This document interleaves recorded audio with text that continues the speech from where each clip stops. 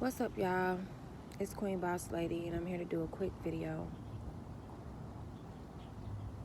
about dealing with unwanted spirits, dealing with certain spirits when you don't need to, putting yourself in certain situations when you've outgrown those situations, you've outgrown those people, you've outgrown those places,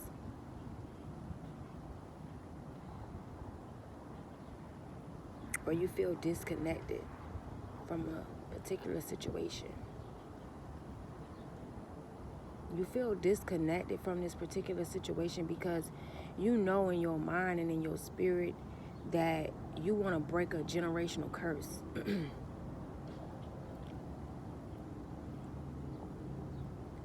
You're hanging around people and you're surrounding yourself around people that are on a lower vibration than you. They're on a lower frequency than you.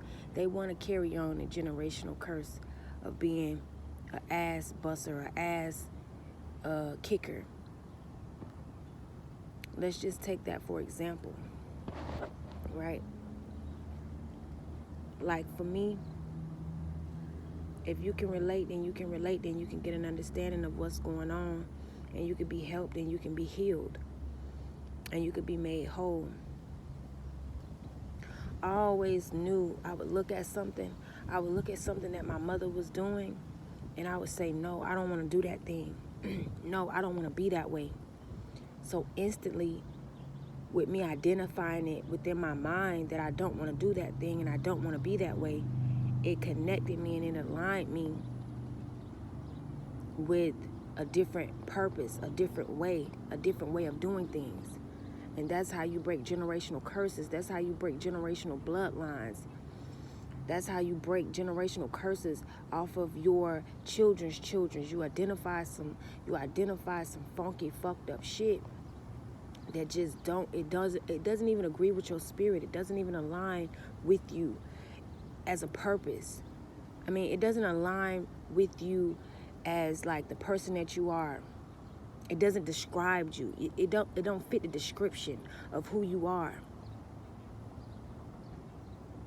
And you're not interested in that thing, but the only reason that you're interested in it is because it approaches you because it's a generational curse.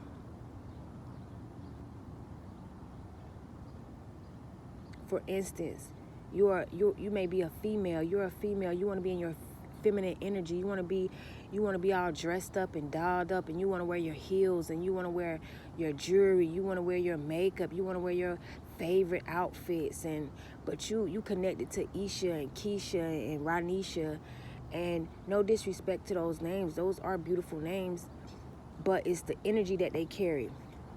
They some certified head busters, you know. I don't mind how I look on the camera because I'm beautiful. And you're beautiful too, inside and out. Don't let society tell you different. Don't let society tell you, oh, you gotta get on here with a face full of makeup. Or you gotta get on here with your lace flat and swoop to the side and all of that, because I'm beautiful inside. I'm a queen. So I don't care what other people think about me. I don't care what other people say about me.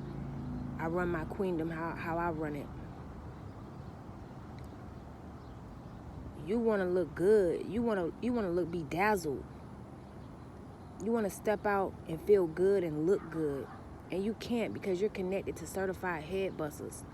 And every other week is some other drama. Every other week it's another beef.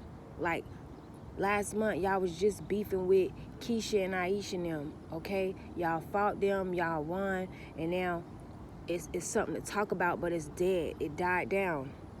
Now this month, it's like you're in a whole nother beef. You can't wear your jewelry. You can't wear your nails. You can't wear your best lace. You can't wear your best outfit. You know why? Because y'all go where y'all want to go. Y'all say what y'all want to say, and y'all do what y'all want to do. So any given time, y'all may pull up at the same grocery store, and guess what? Y'all may pull up at the same car wash, and guess what? Y'all may pull up at the same movie theater, and guess what? It got to go down right there.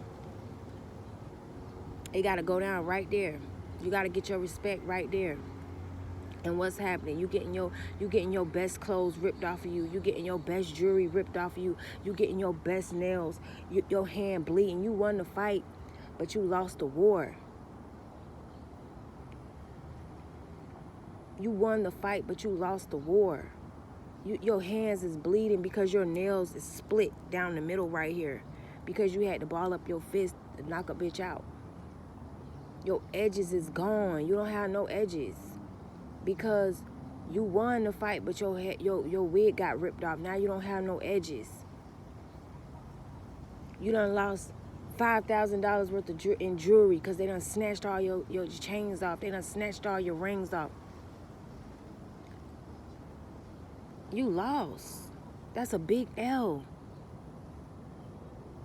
That's a big L. And it's not for everybody, but this for somebody. Once that started clicking in my mind, once that aligned with my mind, and then I seen that, wait a minute, this is what my mom used to do. My mom used to be in the streets busting asses and kicking doors and beating people up, for nothing. It's like, wait a minute, what? She didn't have nothing to live for? She didn't have nothing else exciting going on? Like, once I started questioning that, and then we wanna blame things on other people. Yes, it's other people, but it's mainly us too. Because when we align ourselves with those type of people, places, and things, we cause destruction on ourselves. Because I was like that. I was in that situation before. But like I said, once I started identifying with something that didn't identify with me, I identified with something that I didn't fit the description. I want to wear my heels. I want to be a woman. I want to go to the store and a man hold a door open for me. I want to have my best outfit on. I want to have my best perfume on. I want to look my best because I feel my best. And when you feel your best, you're not going to want to go around beating people ass, whooping people ass for nothing. So I had to understand, and I had to realize it is me. It's me, because I'm allowing this type of energy around me. I'm allowing this type of company to be within my presence. So I stopped hanging around Aisha and Keisha and Disha and them. And I started noticing, okay, now I'm not fighting no more. Now I can wear my heels. Now I can wear whatever I want to wear. Now I can go wherever I want to go. But I noticed when I was hanging with certain people that don't know how to stop a generational curse, it keeps going. I even got to the point where something went to clicking in my mind. Like, it happened so fast. Once I identified with wait, my mom was used to doing that. Wait, no, my dad used to do that. I don't want to do that no more. Like, I dropped it like a bad habit.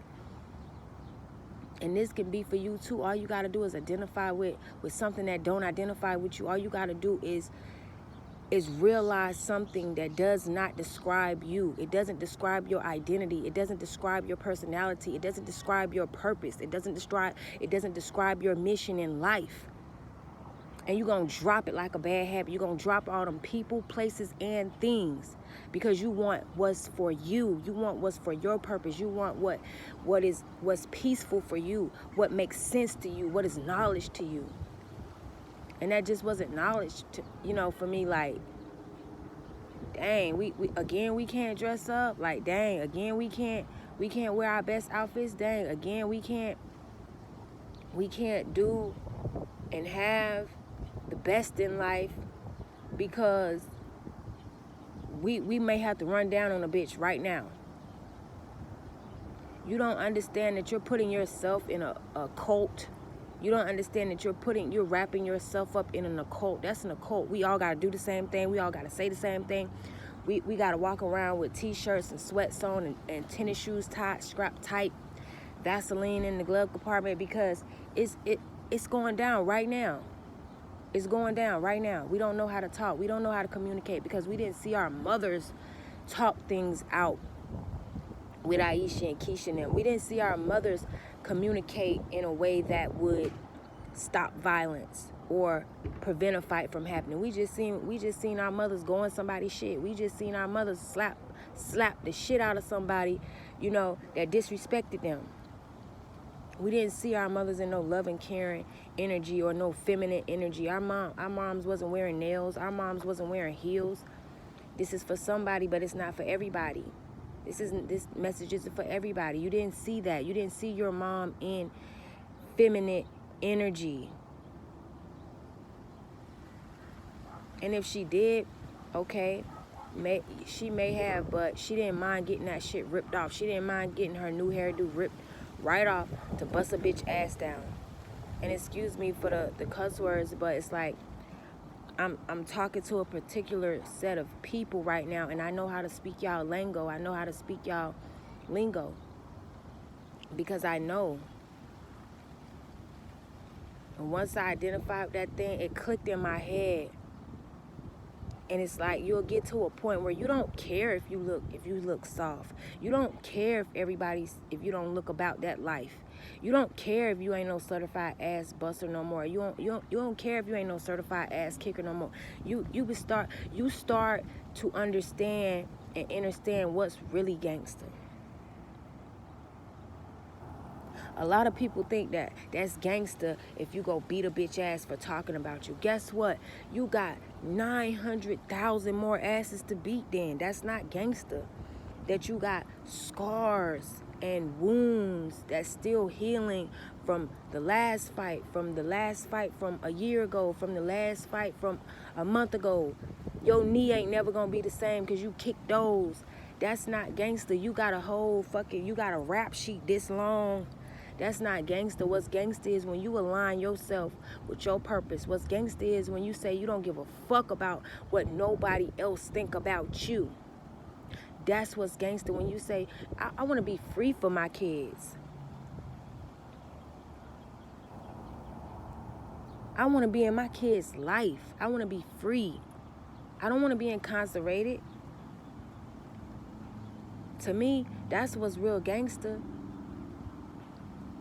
When you able to see somebody got a problem with you, a woman got a problem with you just off of nothing, just off of thin air, because of who you is, what you carry, what you hold, what you possess, how you carry yourself as a woman, as a lady, and you see some tension there, and you know how to speak to that woman in a way that you actually, you're speaking life into her. You're sparking something within her by just having a conversation, because really that's all people want is attention. They just don't know how to go about it, getting it the right way. And you able to squash some beef right then and there, or you're able to, you could do two things. You could let them beef, and you just stay in your own world. You just stay in your own lane that you created. And they'll see that, like, damn, this person, she not giving in to the bullshit. She not budging into my bullshit. She not, as long as somebody ain't coming up in your face, in your space, like putting hands on you, then you have every right. And you need to defend yourself. But if somebody talking shit over there about you, then you know you the shit. If somebody want to start up something with you because they think you gonna finish something, then you know you that person. They want to sit next to you. They want to get next to you. They want to be in your energy. They want to touch you, and they don't know how.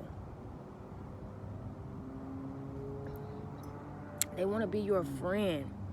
Listen, in high school, I had so many fights because of two things. I minded my business and I stayed out the way. But it's like, I didn't have no choice. Like, if it was my choice, I would have took myself out of school. I would have been homeschooled. But I didn't have a choice to not be around Isha and Tisha and Kia and all of them. But I still, what control that I did have, what power that I did have, I stayed far away from those girls. I would literally get off the bus. I would literally be at the bus stop by myself, get on the bus by myself, go to breakfast by myself. I would see them over there. I would go over there. I minded my business. And I can honestly say I had to fight for minding my business and staying in my own lane, because they wanted to be a part of my clique, and I didn't even have a clique. It was just me, and I maybe had like one friend at the time that wasn't even a friend. She was a friend of me. but they wanted to be a part of something that they didn't understand. And us as black women and us as black people, when we don't understand something, when we misunderstand something, or we can't understand something, we get angry, we get frustrated with that thing. We want to take it down. How many times have you seen little kids, they don't know what a lizard is, but they want to take it down, they want to capture it, they want to chop the tail off, they want to do things to this lizard because they don't understand. It's a lizard, it's not going to harm you. It's made to do this. It's made for that. And that's the same thing that's going on. Like literally in high school, and this is probably for some younger people. Like you minding your business and you literally gotta fight because the confirmation of the horn. Because you minding your business. Like I literally had a couple of fights in high school because I just used to mind my business. And then when we get in the dean's office, it's like, okay, why did you fight Miss So-and-so? Oh, because she thinks she all that. So again, a lot of women are scared to be alone because they feel like they're going to be an easy target. They feel like they're going to be easy prey, easy meat. Because trust me, I got into, it was about the same. I got into fights being alone, and I got in even more fights being with Aisha and Keisha and them, but it was only because I had to be around those people. Like once I didn't have to be around those people no more, like once I got out of high school and once I was able to not have to go into the presence of those type of people, the same places as those people, like it died down. Once I was able to control who I wanted to be around, who I let in my face, who I let in my space, it vanished like a fart in the air. It vanished completely.